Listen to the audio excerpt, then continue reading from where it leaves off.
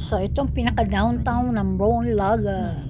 Naghahanap lang kami ng pagpaparkingan. Lalakad-lakad na lang kami hanggang dun sa pupuntahan namin. Kasi tanghali na din. Medyo nagugutom na rin at nauuhaw.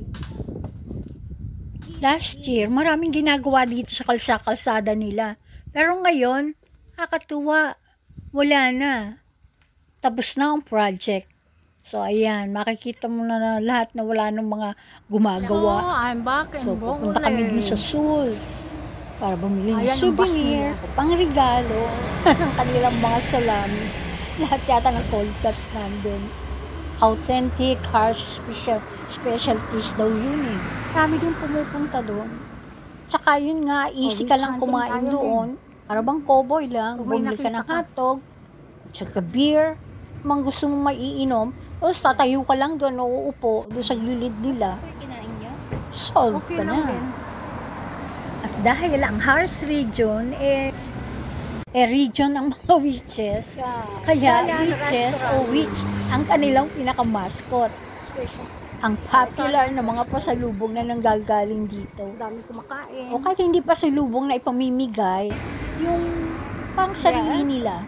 At halos lahat ng products nila, naka-stamp ang witch. Maganda din yung may nakikita kang ibang klaseng culture. Kasi sa kinalakan ko sa Pilipinas, pantakot yung mga witches. Something negative, something like evil. Pero dito, chill-chill lang. Kaya tama yung mga sinasabi ng lahat. Pag lumabas ka ng country mo, o lumabas ka ng iyong comfort zone, mas lumalawak ang perspective mo. Malalaman mo na ano pala, hindi lang pala tayo yung unique.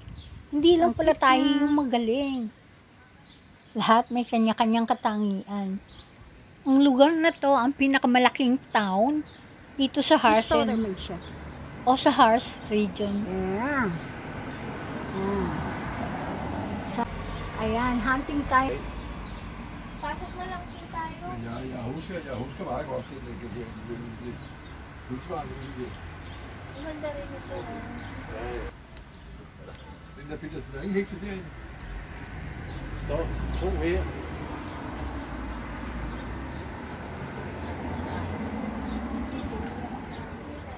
Nej, det er dig, der er ude. Det er fint. Ayan, ang mga meat product. Så dig går i live, så dem der får du på plads. Så er Ang mga witches na nakabitin-bitin. Ang keychain.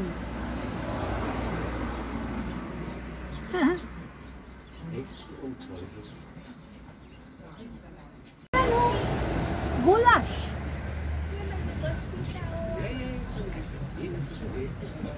The Harz special.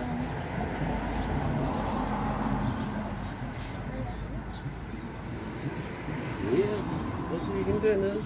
Skal vi spise her, Uncle? Ito na yung tindahan ng mga witches. Cute. May mga label naman itong mga produkto. Kaya lang, dahil ibang language siya, mahirap. Hindi ko siya mabasa. Mga pangalan ng pagkain, kung ano man yun. So, German language kasi ang mga nakalagay sa label. So, yung mga witches, so, parang mga ibon lang na nakadapo sa sanga. Ito, Harz special.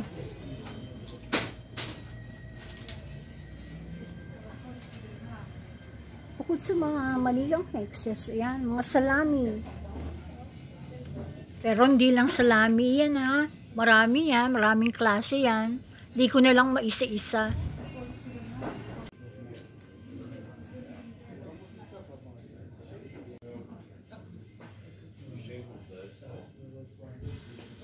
Sa gourmet store ito.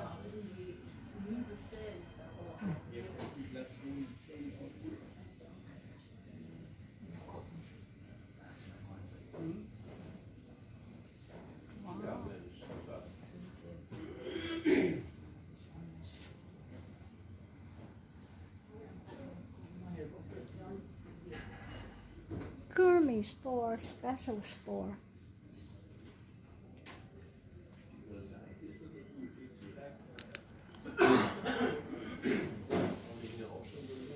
ko talagang hex ang ano. So marami silang dried and preserved products. Basta pag napadaan kayo dito sa lugar na to, yan, pasukin nyo na lang at tingnan nyo. Enjoy din naman mag-usyoso kasi. At syempre, ang mga delicacies dito, ayon sa original recipe nila. So, syempre, naiiba sa ating nakagisnang panglasa. Minsan, it takes a lot of getting used to. Pero pagkatapos, hahanap-hanapin mo na. Parang potion siya. In a witch battle. O, ayan. Iniisip ko lang kunyari na siya ay panggayuma. Exciting, di ba? Meron din silang mga wine na nagawa from the herbs. Kaya pag curious kayo, bili na. Matikman kung ano ang lasa. Meron din silang mangilan-ngilan na Christmas items. Kasi October na. Maaga na plano ng kailang mga Christmas decorations. Kaya meron na rin sila ng mangilan-ngilan. At huwag kalimutan na mag-uwi ng isang witch.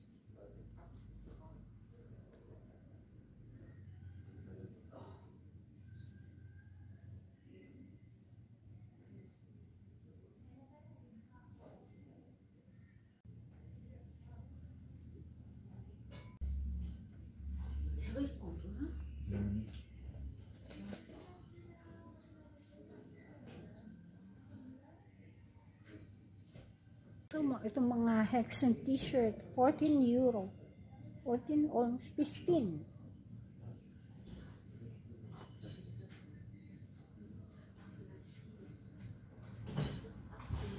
Oh, happy witch.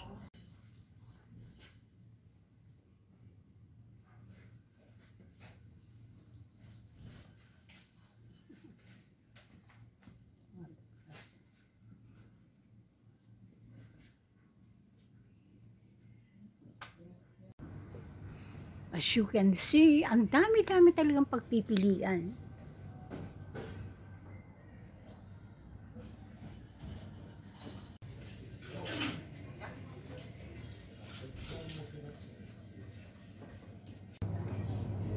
Yan, modern meat shop sila.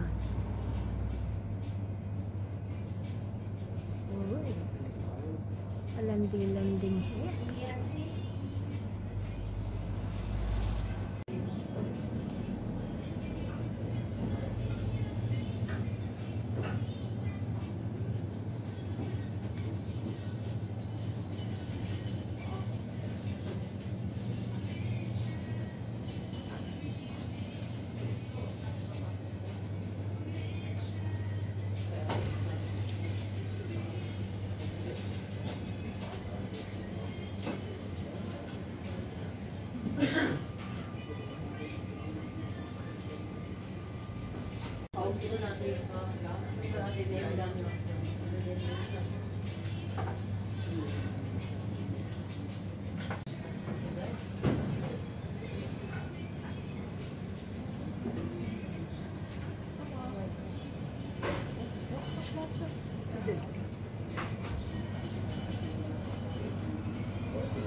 Namimili ang aking kasama. Ako naman, puro witch lang ang tinitingnan ko. Kasi natutuwa ako, mga maliligayang witch sila. Oh. Hindi sila yung witch doll na pang voodoo. Ay, masasayang witch. Masasaya ang mukha.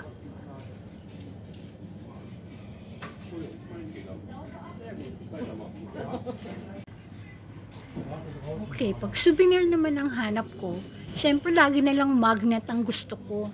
Kasi magaan siyang bitbitin. Kaya kailangan akong bumili ng magnet. Yung ganyan, nagko-collect ako. Yung magnets, ang pinaka-practical sa aking souvenir. Ang gusto ko yung makulay, yung horse. Ang daming iba't ibang klaseng cold cuts talaga. Ang daming gift ideas. Gusto kong matikman yung mga gourmet sardines nila. O kung ano man yung mga food na naka-bottle.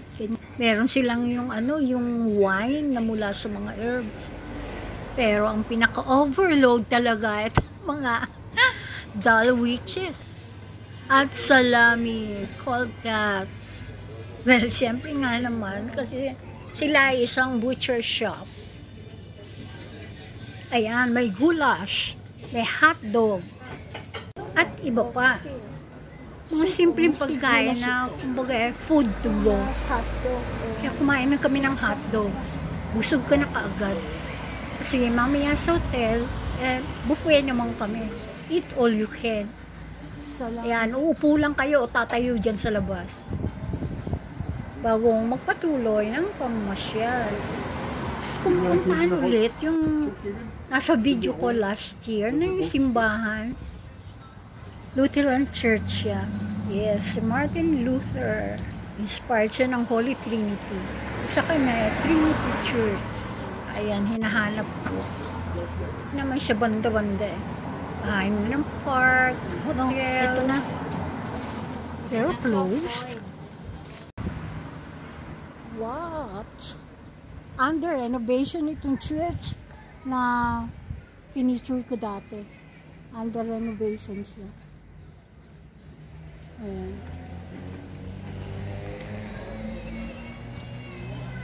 That's the door. Okay, balik ulit kami doon sa shop. Namimili aming kasama, tapos kumakain sila. Yeah. Nasarapan kaya sila sa goulash?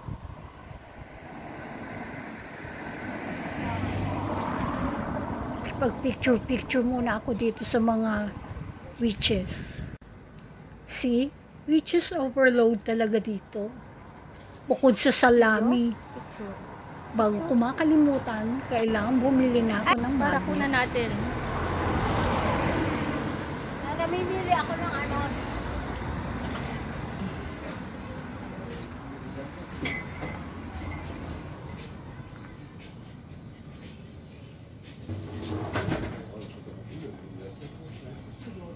Walang pwesto, Tito Linda, traffic. Pero siyang horse eh. Ito oh. Tingin nga po. Ito oh. No? Di ba? Yung maganda. Kano Sige po, dito niyo. Mas ito ang naku dahil sa kulay. Yan. Oh, sige po. Diba? Dahil sa kulay. Lalayo-layo nga ako.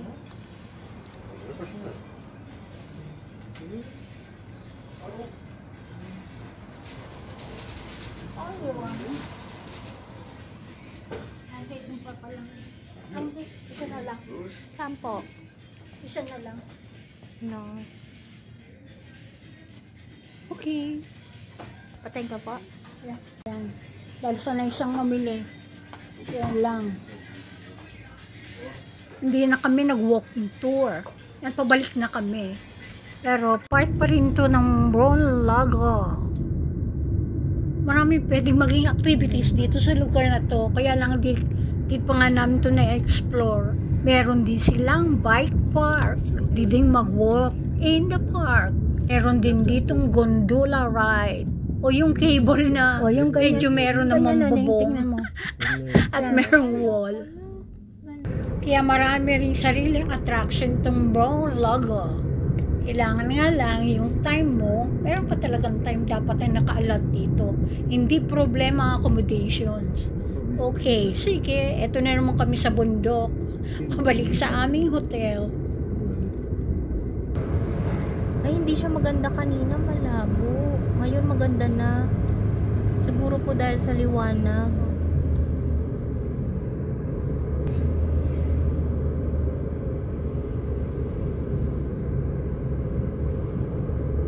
Yan, pag itinilid mo.